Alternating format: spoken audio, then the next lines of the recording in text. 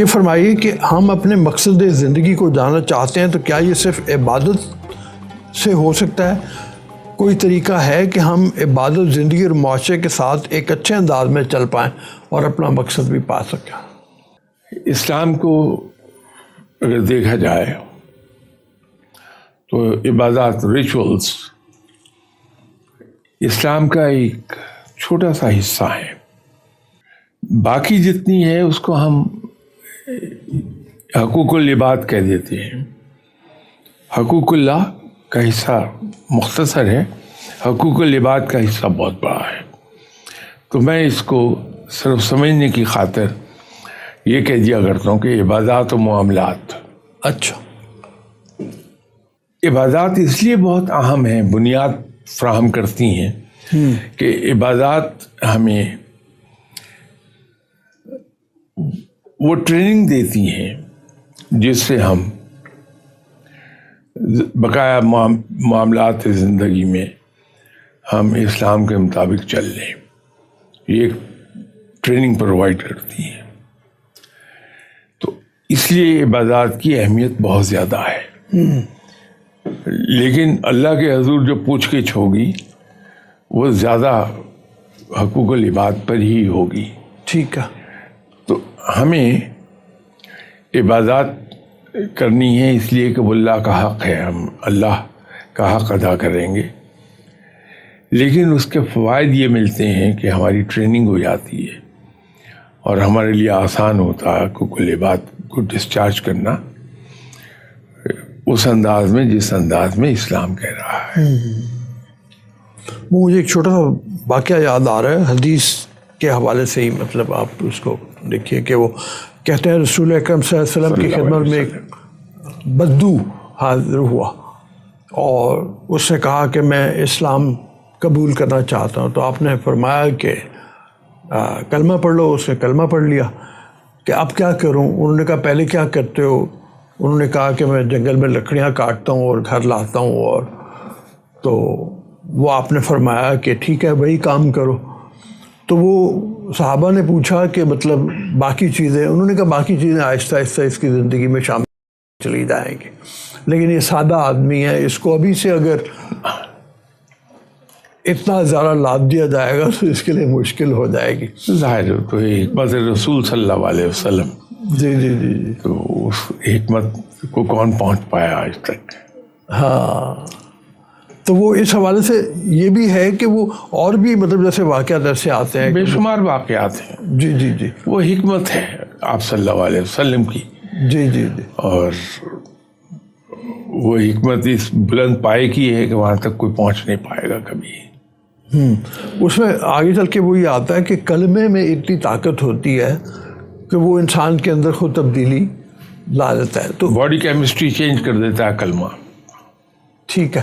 اس حوالے سے یہ مطلب ایک سوال میں یہ دیکھ رہا تھا تو جہاں سے میں نے یہ بات مطلب شروع کی وہ یہ ہے کہ کیا کلمے کا ورد کرتے رہنا چاہیے زندگی میں روزمرہ کے اپنے معلومات میں؟ ایک صاحب کہہ رہے ہیں اگر اتنی اہمیت ہے تو اس کو کتنا ذرا معمول بنانا چاہیے؟ ضرور معمول بنائیے. جی. اس کی بہت برکت ملے گی. آدمی کے ذہن کو بھی جلا ملتی ہے اس سے.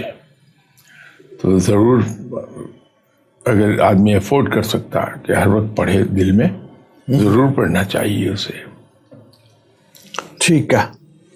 یہ ایک سوال ہے اور وہ کہتے ہیں کہ ہم نے اپنی زندگی کو ایسے بنا لیا ہے کہ ہم بھول گئے ہیں کہ ہم نے مرنا بھی ہے، اور ہم بس ایک تیزی میں جھمیلوں میں پڑے ہوئے زندگی کے. کوئی ایسا طریقہ ہے کہ مجھے یاد رہے کہ میں نے مرنا بھی ہے اور میں اس کے مطابق اپنی زندگی کو ترتیب دوں؟ بزرگ ہمیشہ سے کہتے چلے آئے ہیں کہ صحبت انسان پر بڑا اثر رکھتی ہے. اس میں تھوڑا سا اور اضافہ کر لیے. ٹھیک ہے. کہ جس قسم کا لٹریچر آپ پڑھتے ہیں وہ بھی انسان کی کردار سازی میں بڑا رول پلے کرتا ہے، انسان کی ذہنی ساخت کو تبدیل کرتا ہے، وہ سوچ کو تبدیل کرتا ہے. ذہنی ساخت سے مراد میری سوچ ہے. تو جب ہم اپنی زندگی میں مطالعہ ان چیزوں کا کرتے ہیں جس میں ہمارے اسلاف کی کہانیاں بیان ہوئی ہیں، بڑی بڑی روشن مثالیں ہیں ہمارے اسلاف کی، تو ہماری سوچ ادھر کو جاتی ہے، وہ انفلوئنس ہوتی کرتی۔ تو صحبت جو ہے وہ ہم فزیکل صحبت تو نہیں اویل کر پاتے کہ ایسے لوگوں میں جا کے بیٹھیں، لیکن کم سے کم پہلے گزرے ہوئے لوگوں سے متعلق جو کہانیاں ہیں وہ تو ہم پڑھیں۔ جب وہ پڑھیں گے تو ہماری سوچ کا رخ تبدیل ہونا شروع ہو جاتا ہے، اور ہم گریجولی پھر ادھر کو جاتے ہیں، اب وہ صحیح راستہ ہے۔ وہ بڑی اچھی آپ نے بات کی۔ وہ ایک جگہ میں پڑھ رہا تھا، وہ جیسے ہوتا ہے you are what you eat, بہت مشہور ہے، تو وہ ایک اور صاحب کہہ رہے ہیں you are what you read, صحیح بات، جو آپ پڑھتے ہیں وہ آپ بن جاتے ہیں۔ بالکل ایسا ہی ہے۔ تو یہاں پہ چوائس بڑی، ایک ہمارے دوست سراج منیر وہ کہا کرتے تھے کہ پرانے زمانے میں آدمی کم علم اس لیے رہ جاتا تھا کہ کتابیں نہیں ہوتی تھی، اور اب اس لیے رہ جاتا ہے کہ کتابیں بہت زیادہ ہیں، اور آدمی صرف یہ سمجھ کے کہ میں نے اتنی کتابیں پڑھ لی ہیں وہ مطمئن ہو جاتا ہے، حالانکہ اس نے غلط کتابیں پڑھی ہوتی ہیں۔ بے شک۔ تو یہ چوائسیز جو ہیں، یہ کیا مطلب انسان خود تو ظاہر ہے وہ نہیں جان پائے گا۔ اب آپ نے جیسے ارشاد فرمایا کچھ کتابوں کا، آج آپ نے پچھلے پروگرام میں بھی ذکر کیا تھا کہ ان کو پڑھنا چاہیے، اس میں بری کتاب سے بچا کیسے جائے؟ مطلب کیا اس کے لیے کوئی استاد، گائیڈ اس کی ضرورت ہے، یا مطلب آدمی خود بھی ایک سٹیج آ جاتی ہے جہاں پہ اس کو پتہ چل جاتا ہے کہ یہ بری کتاب ہے، میں نے اس سے ایوائڈ کرنا؟ کچھ عرصہ پہلے تک جب ماں باپ کے پاس وقت تھا کہ اپنی اولاد کو وقت دے دیں،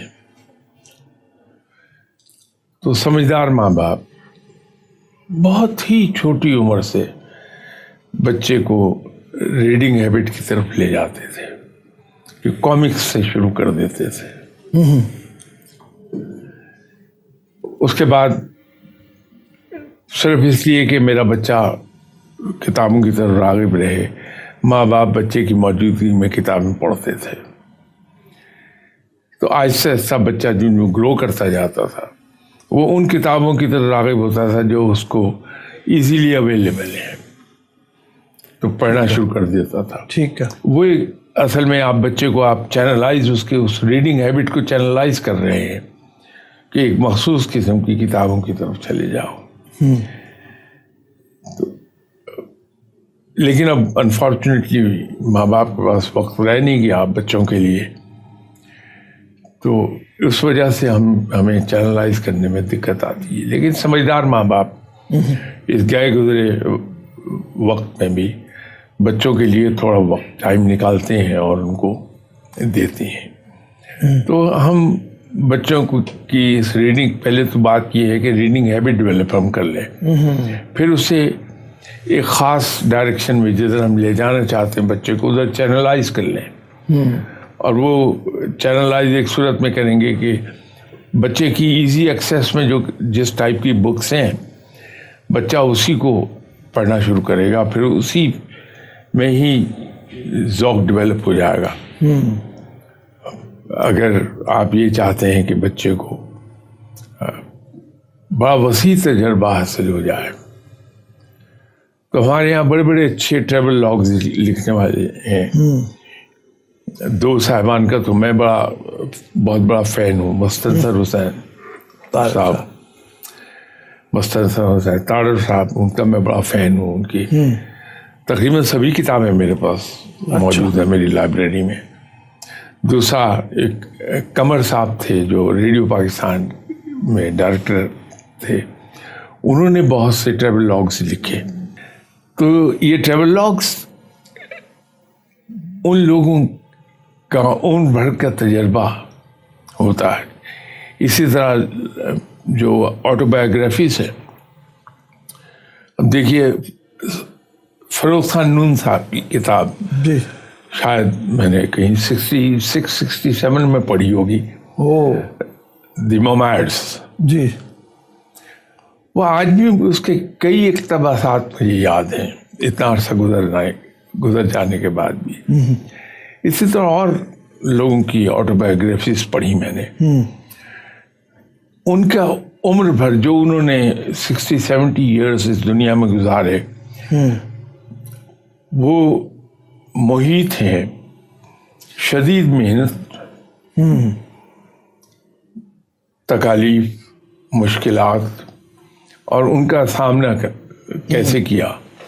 یہ سارے تجربات 70 سال کے ہیں جو آپ کے ہاتھ میں 1000-1500 روپے میں آ جاتے ہیں. تو جو کچھ انہوں نے 70 سال محنت کر کے ٹھوکریں کھا کے سیکھا، ہم 1500 روپیہ دے کے وہ سیکھ جاتے ہیں. یہ بڑی ویلیویبل چیزیں ہیں یہ. تو میں تو پرسنلی اگر مجھ سے پوچھیں گے آپ تو یہ کتابیں کافی لمبے عرصے سے میں انہی کو پسند زیادہ کرتا ہوں.